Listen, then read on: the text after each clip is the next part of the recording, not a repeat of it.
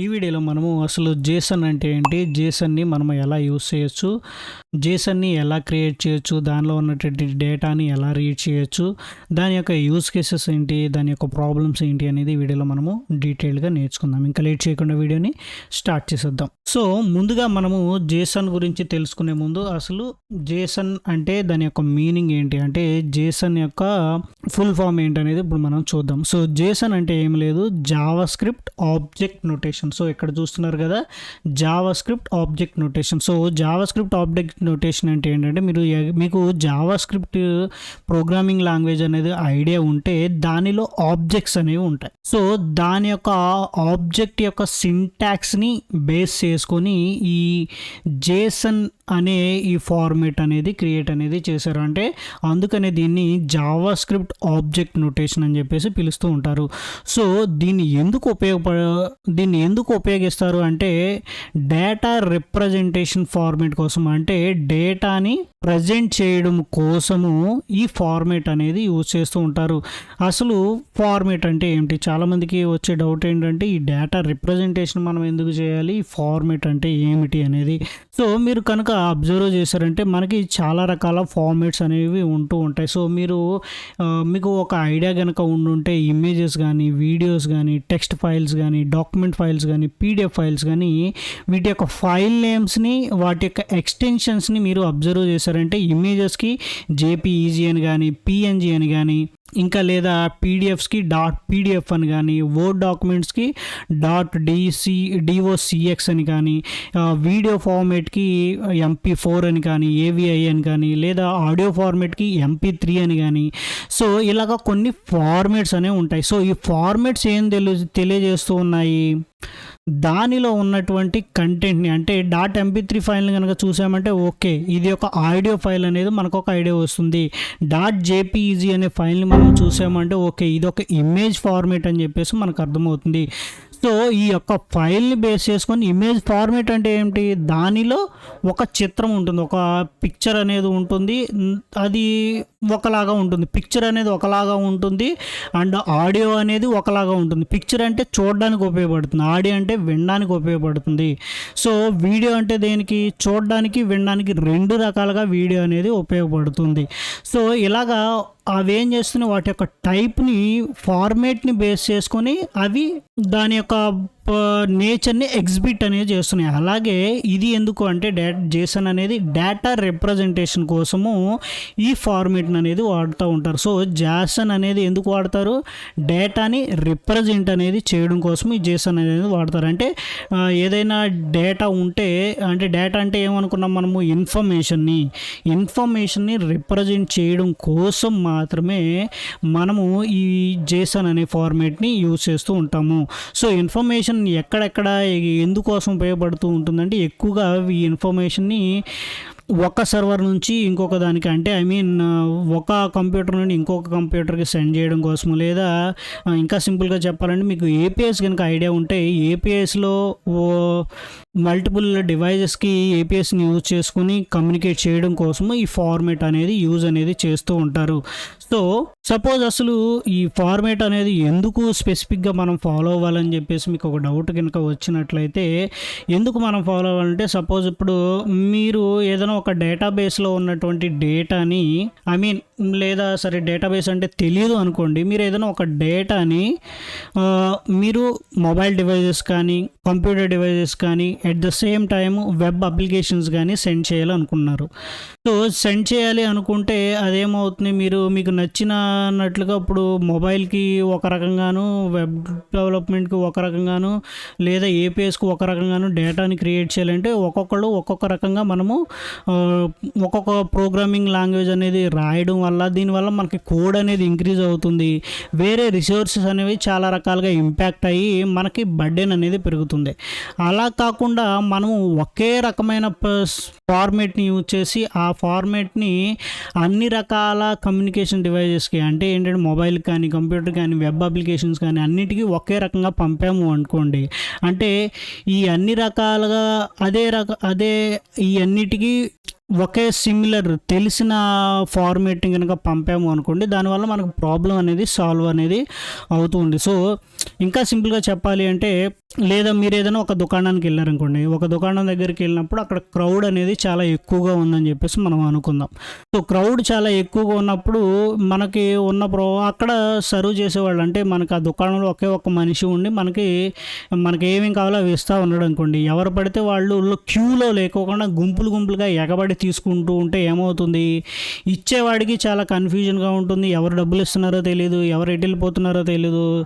మళ్ళీ కొత్తగా అక్కడ ఏమైనా కొనడానికి వచ్చిన వాళ్ళు కూడా ప్రాబ్లం అనేది అవుతుంది. అలా కన్ఫ్యూజన్ అనేది అవాయిడ్ చేయడం కోసం మనము ఒక క్యూ అనేది ఫాలో అయ్యకుండా, అంటే ఒక రకమైన సర్టెన్ ఫార్మేట్ని, ఒక లైన్ అనేది మనం క్రియేట్ చేసి ఒకే ఫార్మేట్ని మనం ఫాలో అవుతూ ఉన్నాం అనుకోండి.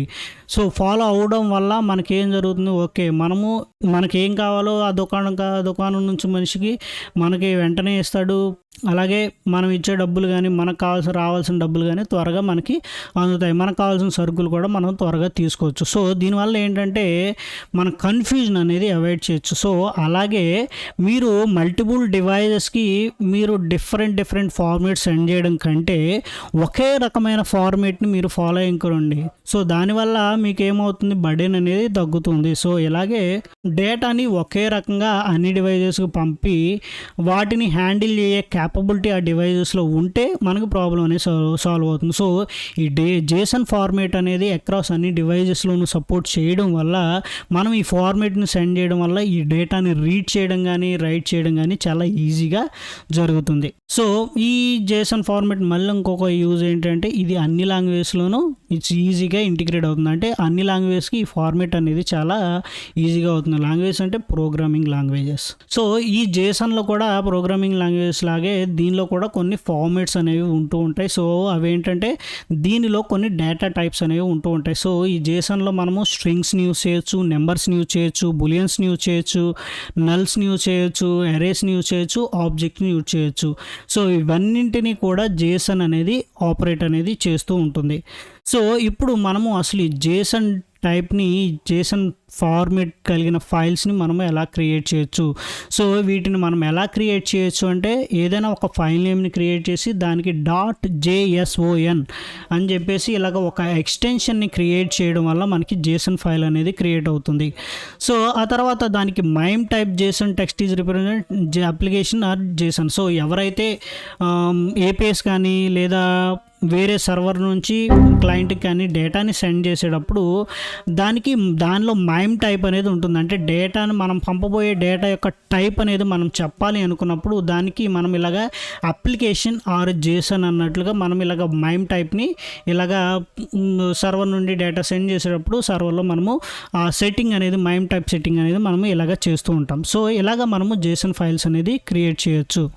ఇప్పుడు ప్రాక్టికల్గా అసలు మనము జేసన్ ఫైల్స్ని ఎలా క్రియేట్ చేయాలో చూద్దాం. సో ఇక్కడ నేను ఒక ఎడిటర్ తీసుకున్న దానిలో index.html ఉంది, బట్ ప్రజెంట్ ఇదైతే అవసరం లేదు మనకి. ఇప్పుడు నేను ఏం చేస్తానంటే ఒక ఫోల్డర్ ఏదైనా తీసుకుని ఓపెన్ చేశాను. సో ఇక్కడ ఏంటంటే నేను ఇక్కడ text.json అని చెప్పేసి ఇలాగా ఒకటి క్రియేట్ చేశాను. ఇదిగోండి చూడండి, ఒక ఫైల్ అనేది నేమ్ ఒకటి నేను ఇచ్చి దానికి text.json అనే ఒక ఫైల్ నేమ్ అనేది నేను ఇచ్చాను. సో ఇది మనకు నచ్చిన ఫైల్ నేమ్ అనేది మనము ఇచ్చుకోవచ్చు, బట్ ఎక్స్టెన్షన్ మాత్రము .json అని మాత్రమే ఉండాలి. సో ఇప్పుడు మనము అసలు జేసన్ అనేదాన్ని ఎలా క్రియేట్ చేయాలి, ఈ ఫార్మేట్ అనేదాన్ని ఎలా క్రియేట్ చేయాలి అంటే సింపుల్గా మనము ఇలాగ 2 కర్లీ బ్రేసెస్ అనేవి తీసుకోవాలి. ఇదిగోండి చూడండి, ఇది starting curly braces, ending curly braces. So ఈ జేసన్లో ఏదైనా మీరు వాల్యూస్ని ఇవ్వాలి అంటే కీ వాల్యూ పెయిర్స్ లాగా వాల్యూస్ని ఇవ్వాలి. సపోజ్ మీరు దీనిలో నేమ్ అనే దాన్ని స్టోర్ చేయాలి అనుకోండి. సో సింపుల్గా ఎలాగంటే మీరు నేమ్ అనే టైప్ని మీరు సేవ్ చేయాలనుకుంటున్నారు కాబట్టి దాని యొక్క కీ నేమ్ అనేది ఇలాగ నేమ్ అని ఇచ్చేసి దానికి డబుల్ కోటేషన్స్ మాత్రమే ఇవ్వాలి. మీరు చాలామంది సింగిల్ కోట్స్ ఇచ్చేసి లేదా కోట్స్ని ఎస్కేప్ చేసేసి వాడుతూ ఉంటారు. కానీ జేసన్లో ఖచ్చితంగా మీరు ఇలాగా కీస్కి గ్యారంటీగా మీరు ఖచ్చితంగా ఇలాగ డబుల్ కోట్స్ ఇచ్చి ఇలాగ కోలన్ యూజ్ చేసిన తర్వాత మీరు ఒకవేళ స్ట్రింగ్ డేటా టైప్ని స్టోర్ చేయాలి అనుకుంటే దానికి మీరు ఇలాగా డబుల్ కోట్స్ ఇచ్చేసి ఇలాగ నేను స్ట్రింగ్ అనే డేటా టైప్ని స్టోర్ చేశాను. ఇదిగోండి చూడండి, ఒకవేళ మీరు ఇంకొక ఎంట్రీని అంటే దీనిలో దీనివల్ల మీకేం అర్థమవుతుంది, నేమ్ అనే ఒక కీ వల్ల మీకు సునీల్ కుమార్ అంటే నేను ఒక డేటా టైప్‌లో మీకు నేమ్ అనే దాన్ని ఇవ్వడం వల్ల మీకు సునీల్ కుమార్ అనే వాల్యూ ఈ నేమ్ అనే ప్రాపర్టీలో మీకు ఉంది లేదా ఆ కీలో ఉంది అనేది మీకు అర్థమవుతుంది. సో ఆ తర్వాత నేను ఇలాగా మీరు ఇంకొక ఎంట్రీని ఇవ్వాలనుకుంటే ఇలాగ కామా ఇచ్చుకొని నెక్స్ట్ నేను ఇక్కడ ఏజ్ అనే దాన్ని నేను స్టోర్ చేయాలనుకుంటున్నాను. సపోజ్ ఇక్కడ చూడండి, సపోజ్ ఇక్కడ నేను డబల్ కోట్స్ ఇవ్వకోకుండా నేను ఏజ్ అని ఇస్తే ఆటోమేటిక్గా విజువల్ స్టూడియో కూడా ఏం చేస్తుందంటే మనకి ఎర్రర్ అని చూపిస్తుంది. బట్ అలా కాకుండా మీకు ఎర్రర్ రాకుండా ఉండాలి అంటే ఇలాగ రెండుని కీని కూడా నేను డబల్ కోట్స్లో ఇవ్వాలని చెప్పాను కదా, అలాగే డబల్ కోట్స్లో ఇచ్చి మీరు స్ట్రింగ్ డేటా టైప్ కాకపోతే మీరు నెంబర్ డేటా టైప్ని కనుక మీరు స్టోర్ చేస్తుంటే మాత్రము మీరు కోట్స్ అనేది ఇవ్వకూడదు. ఏది వాల్యూని స్టోర్ చేసేటప్పుడు ఇది మాత్రము కీ ఎప్పుడు కూడా కోట్స్లోనే ఉండాలి. మీరు ఎప్పుడైతే నెంబర్ డేటా టైప్ని ఈ కీకి అసైన్ చేస్తూ ఉన్నారో ఆ టైంలో మీరు ఇదిగోండి చూడండి 25 అనేదాన్ని నేను ఇలాగా ఇచ్చాను, అంటే ఇది ఒక నెంబర్ టైప్.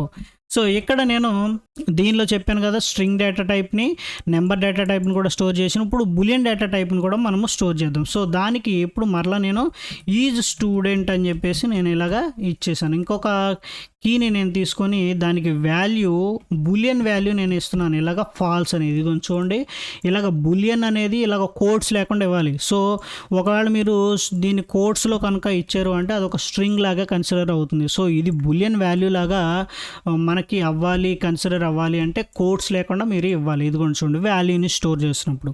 ఇంకొక డేటా టైప్ని మీరు స్టోర్ చేయాలంటే ఇలాగ కామా ఇచ్చుకొని నేను ఎరే డేటా టైప్ని స్టోర్ చేస్తున్నాను. సో దీనిలో నేను ఇక్కడ కోర్సెస్ అని చెప్పేసి ఇలాగా ఇస్తున్నాను, ఇచ్చి దీనిలో ఎరే డేటా టైప్ని నేను ఇస్తున్నాను. సో జావా స్క్రిప్ట్లో కానీ ఎరేస్నిగా వేరే ప్రోగ్రామింగ్లో ఎరేని ఎలా తీసుకున్నాం, ఇలాగా స్క్వేర్ బ్రాకెట్స్ని తీసుకుని దానిలో మనము ఎరేస్ అనేదాన్ని మనం ఇలాగ స్టోర్ చేస్తున్నాము.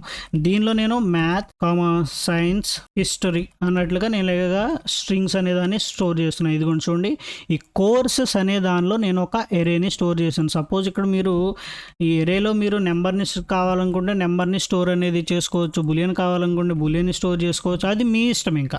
బట్ ఎరేస్ని కనుక స్టోర్ చేసేటప్పుడు మనం దానిలో ఫాలో అవ్వాల్సిన రూల్స్ మాత్రము ఖచ్చితంగా ఫాలో అవ్వాలి.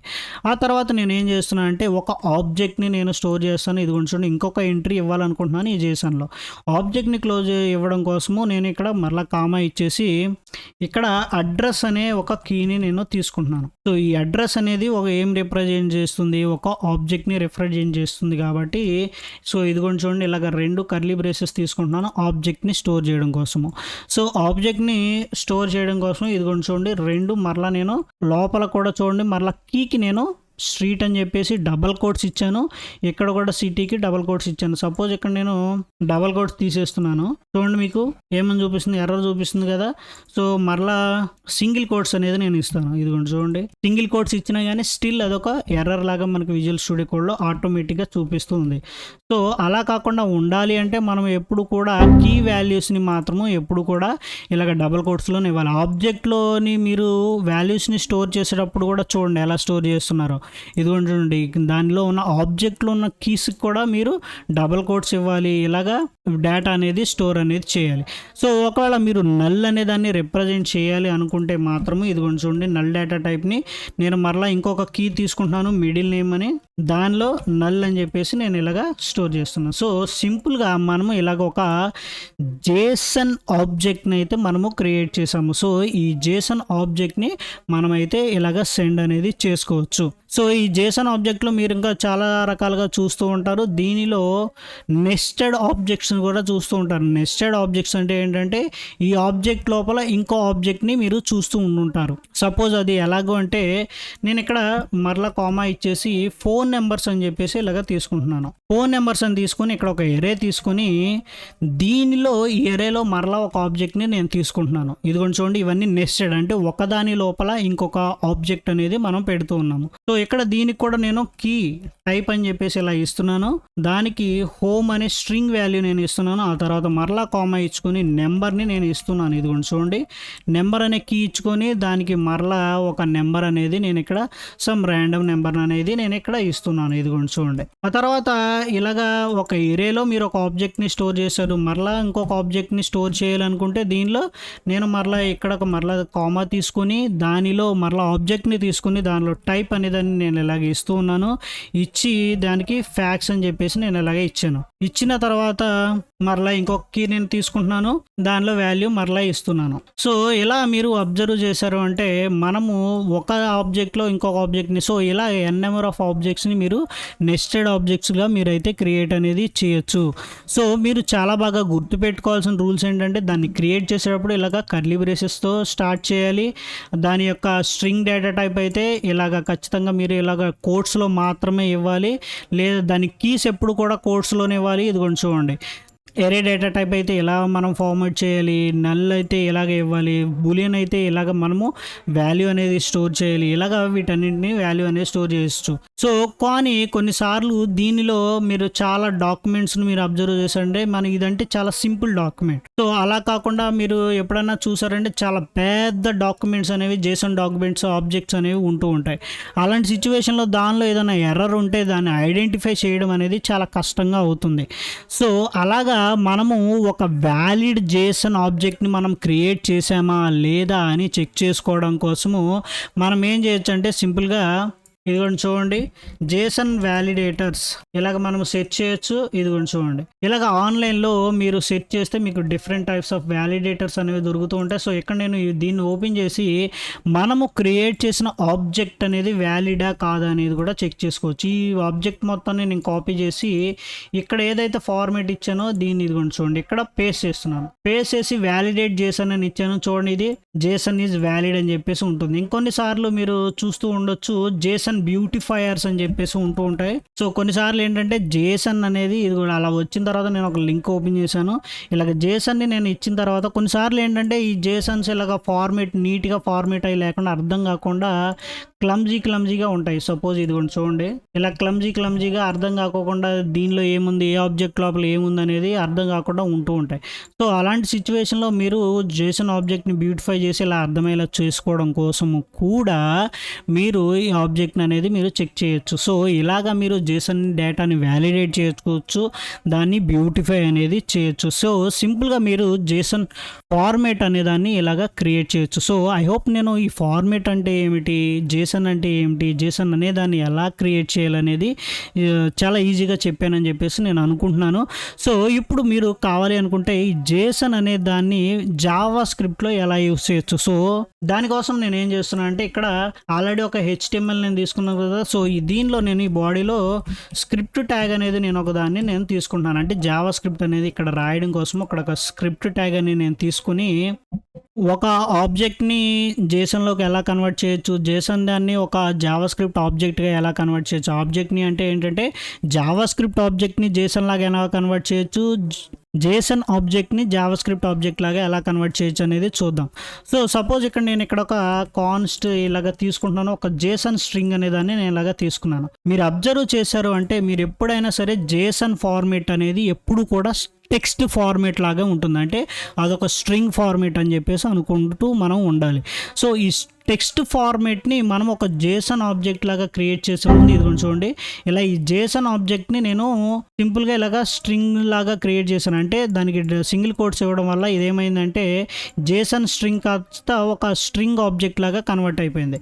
సో ఆ తర్వాత దీన్ని నేను జేసన్ ఆబ్జెక్ట్లోకి ఇప్పుడు నేను సపోజ్ దీన్ని ముందు నేను console.log అనే దానిలో ప్రింట్ చేస్తాను. ఇదిగోండి చూడండి, ఇక్కడ జేసన్ స్ట్రింగ్ని నేను ప్రింట్ చేయడానికి ట్రై చేస్తున్నా. ఇన్స్పెక్ట్ చేసి నేను కన్సోల్లో చూశాను అంటే ఇదిగోండి చూడండి, మీరు అక్కడ అబ్జర్వ్ చేశారంటే మీకు ఇక్కడ ఒక జేసన్ స్ట్రింగ్ అనేది మీకు ఇక్కడ కన్సోల్ అనేది ప్రింట్ అవుతుంది.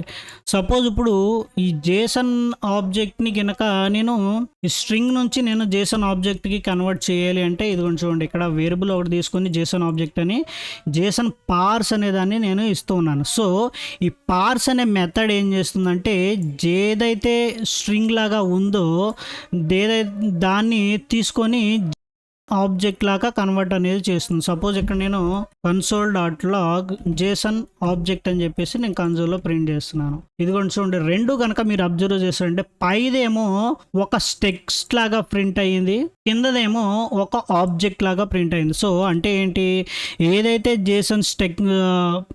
ఏదైతే టెక్స్ట్ లాగా ఉందో, జేసన్ టెక్స్ట్ లాగా ఉందో అది కాస్త ఏమైంది అంటే మనకి జావా స్క్రిప్ట్ ఆబ్జెక్ట్ లాగా కన్వర్ట్ అయిపోయింది. సో ఈ పార్స్ మెథడ్ ఏం చేస్తుంది, జేసన్ అనే స్ట్రింగ్ని జావా స్క్రిప్ట్ ఆబ్జెక్ట్ లాగా కన్వర్ట్ చేస్తుంది. సో ఇదిగోండి చూడండి, సో ముందేమో ఇది ఒక స్ట్రింగ్ లాగా మనకి ఉంది, ఈ స్ట్రింగ్ని, అందుకని స్ట్రింగ్ని ఈ జేసన్ పార్స్ ఏం చేస్తుంది, స్ట్రింగ్ని కాస్త జావా స్క్రిప్ట్ ఆబ్జెక్ట్ లాగా ఇది కన్వర్ట్ చేస్తుంది. సో ఈ కన్సోల్లో దాని డిఫరెన్స్ అనేది మీకు చెప్తూ ఉంది. మీరు కావాలంటే చూడండి, ఇది ఒక ఆబ్జెక్ట్ అనేది దీని మీద చూపిస్తుంది, బట్ ఇది ఒక ప్లెయిన్గా ఎటువంటి కలర్ హైలైట్ లేకుండా మనకి ప్రింట్ అనేది జరుగుతూ ఉంది. ఇప్పుడు మనము జావా స్క్రిప్ట్ ఆబ్జెక్ట్ని జేసన్ స్ట్రింగ్ లాగా ఎలా కన్వర్ట్ చేయాలి. సో ఇప్పుడు నేను అక్కడ తీసుకుంటున్నాను చూడండి, ఇక్కడ ఒక యూజర్ అనే ఆబ్జెక్ట్ని నేను తీసుకుంటున్నాను. ఇదిగోండి చూడండి, ఇలా ఒక యూజర్ అనే ఆబ్జెక్ట్ని నేను తీసుకుని దీన్ని నేను జేసన్ ఆబ్జెక్ట్ లాగా కన్వర్ట్ చేస్తున్నాను. ఇది ప్రజెంట్ ఏంటంటే ఇది జావా స్క్రిప్ట్ ఆబ్జెక్ట్, దీన్ని నేను జేసన్ ఆబ్జెక్ట్ లాగా కన్వర్ట్ చేస్తున్నాను. సో దానికోసము ఇక్కడ కాన్స్టెంట్ తీసుకొని జేసన్ కన్వర్ట్ టు జేసన్ అని చెప్పేసి ఇలాగా ఒక నేమ్ తీసుకొని దానికి నేను ఇక్కడ జేసన్ డాట్, సో ఇదిగోండి చూడండి, ఇది జేసన్ అనే ఆబ్జెక్ట్ మీద ఉన్నటువంటి ఒక మెథడ్, ఇది జావా స్క్రిప్ట్లో ఉంటుంది. జేసన్ డాట్ స్ట్రింగిఫై అనే దాన్ని నేను ఇలాగ ఒక మెథడ్ని తీసుకొని దీనిలో మనము జావా స్క్రిప్ట్ ఆబ్జెక్ట్ అనే దాన్ని పాస్ చేయాలి. సో ఎప్పుడైతే పాస్ చేస్తామో ఇప్పుడు కన్సోల్లో కనుక చూసారు అంటే కన్వర్ట్, ఇప్పుడు ఇది మామూలుగా జావా స్క్రిప్ట్ ఆబ్జెక్ట్ కాస్త జేసన్ ఆబ్జెక్ట్ కింద కన్వర్ట్ అయిపోతుంది. సో ఇప్పుడు కన్సోల్లో కనుక దీన్ని ప్రింట్ చేసి చూసాము అనుకోండి, ఇది చూడండి, ఇది నార్మల్ ఒక టెక్స్ట్ లాగా మనకు ప్రింట్ అవుతుంది. సో ఇది కన్వర్ట్ అవ్వకముందు కనుక యూజర్ అనే దాన్ని మనము ప్రింట్ చేసి చూసాము అంటే అది ఒక ఆబ్జెక్ట్ లాగా మనకి ఇదిగోండి చూడండి ఒక ఆబ్జెక్ట్ లాగా జావా స్క్రిప్ట్లో మనకి కన్సోల్లో మనకి ప్రింట్ అనేది అవుతుంది. సో ఇలాగా మనము జావా స్క్రిప్ట్ని యూజ్ చేసుకుని జేసన్ ఆబ్జెక్ట్ని కాస్త జావా స్క్రిప్ట్ ఆబ్జెక్ట్ లాగా కన్వర్ట్ చేయొచ్చు, జావా స్క్రిప్ట్ ఆబ్జెక్ట్ని కాస్త జేసన్ ఆబ్జెక్ట్గా మనము క్రియేట్ అనేది చేయొచ్చు. సో ఇలాగ మనము జావా స్క్రిప్ట్లో యూజ్ అనేది చేస్తూ ఉంటాము. ఐ హోప్ ఈ వీడియో మీకు అర్థమైందని చెప్పేసి నేను అనుకుంటున్నాను. ఈ ఛానల్లో కంటెంట్ కనుక మీకు ఇన్ఫర్మేటివ్గా ఉంది అనుకుంటే ఈ ఛానల్ని సపోర్ట్ చేయాలనుకుంటే ఈ ఛానల్లో ఉన్నటువంటి జాయిన్ బటన్ యూజ్ చేసుకుని ఈ ఛానల్కి కాంట్రిబ్యూట్ అనేది చేయొచ్చు. ఎట్ ద సేమ్ టైం అలా కాకపోయినా సరే ఛానల్లో కంటెంట్ కనుక మీకు నచ్చినట్లయితే తప్పకుండా ఛానల్ సబ్స్క్రైబ్ చేయండి, వీడియోని లైక్ చేయండి, షేర్ చేయండి. ఇంకొక ఇంట్రెస్టింగ్ టాపిక్తో నెక్స్ట్ వీడియోలో మళ్ళీ మనం కలుసుకుందాం. అంతవరకు స్టే ట్యూన్, బాయ్ బాయ్.